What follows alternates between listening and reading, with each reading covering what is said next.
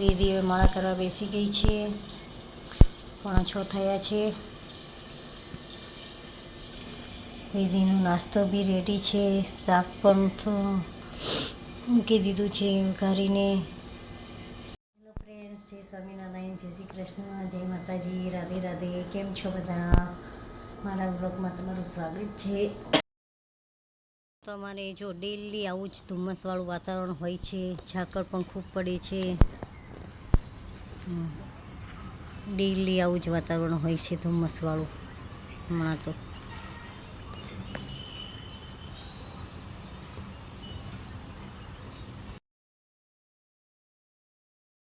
જોઈ શકો છો આટલું ધુમ્મસ છે. આ બિલ્ડિંગ એકદમ ક્લિયરલી નથી દેખાતી. હું તમને મોડેકથી આજ તો વિડીયો લઈને બતાવીશ. જો આ બધું ધુમ્મસ જ છે.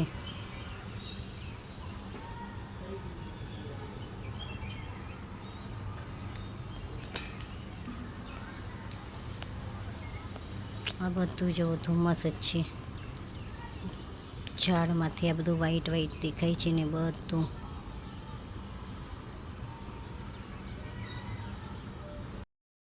કેરીનો સંભારો ગોળવાળો બનાવ્યો છે.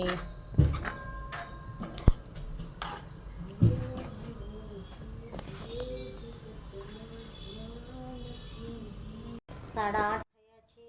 ભાવેશ ને વેદી ને બધા જતા રહ્યા છે. હવે ઘરનું કામ કરી લઈએ. પછી આજ તો સિલાઈ કામ લાવી છું સાડીઓ બનાવવા, તો મશીને પણ બેસવાનું છે. તો ચલો હવે ફટાફટ કામ કરી નાખું, પછી મશીને બેસી જાઉં. આવી ગઈ છે. તેને જવાનું છે નીચે. રાંદલમાની કોવણી થઈ છે તો એને જમવા, તો એ જમવા ગઈ છે. જો એને કેરીનું શાક બનાવ્યું હતું તો હું પણ હવે જમી લઉં. વેદી તો છે નહીં. પછી સાડીઓ બનાવી છે, પછી કન્ટિન્યુ કરશું.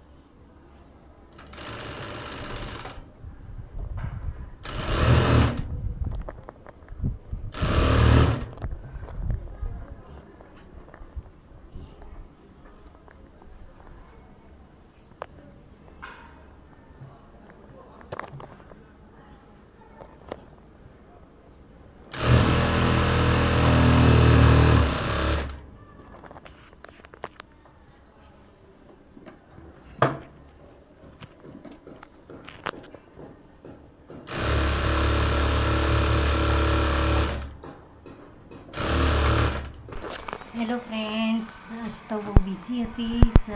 સાડી બનાવવાનું કામ ચાલુ કરી દીધું છે. તો હવે થોડી સાડીઓને પાછું ઊંટી નાખીએ અને પછી બીજું કામ રસોઈ બનાવવાનું કામ કરીશું. ઢોકળા બનાવવા છે. જો ખીરું તૈયાર છે, કુકર પર મૂકી દીધું છે. બસ હવે ઢોકળા બાફવા મૂકી દઈએ. ઢોકળા બની ગયા છે. હવે વેદીને અને ભાવેશને જમવા બેસાડી દઈશ. એની બ્લોગમાં આજે આટલું જ છે. મારો વિડીયો ગમ્યો હોય તો લાઈક કરજો, શેર કરજો, કોમેન્ટ કરજો અને ચેનલને સબસ્ક્રાઈબ કરજો.